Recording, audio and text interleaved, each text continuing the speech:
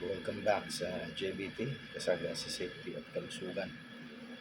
So ngayon, tuloy po natin ang ating pag-aaral. Doon tayo sa fire group. At dito, titingnan natin ngayon yung fire group. No?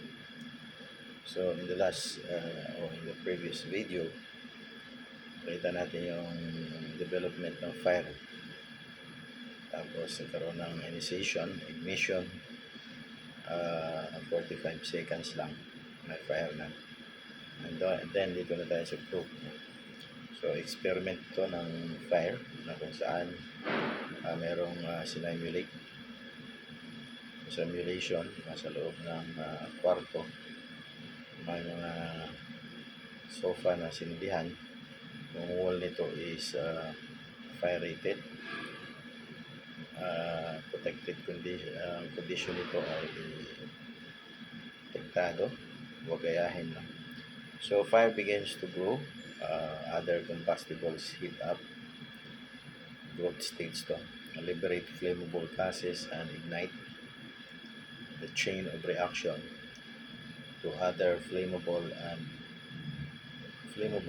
and resulting in the increase in the size. So lalaki yung apoy mo rito. Okay, sa growth stage kasi nag-liberate na yung flammable gases at saka nag-ignite na at saka nagkaroon na natin na yung chain reaction. Natin niya yung chain reactions, tuloy-tuloy na yung sunog niyan hanggang may heat, may fuel at saka may oxygen. Okay, so flash over, 2 minutes and 18 seconds. Presence of huge smoke na. Makikita nyo meron ng smoke, which is yun yung isa sa nakakamatay sa tao. No? Indicates the rapid change of situation, increasing level of smoke with a decrease of visibility. So imagine mo, bahay mo puno na usok, so you don't know where to go, no? Kung saan ka lalabas. So napakadelikado ng fire. And then yung fire fully developed, ito na yung free burning stage, 2 minutes and 45 seconds. So the time is very crucial. Napakabilis lang, kulang-kulang sa minuto, 3 minuto, fully developed na yung fire. So this stage is recognized as the point at which the contents within the perimeter of the fire's boundaries are burning. So sunog na lahat. So what are the things that we need to do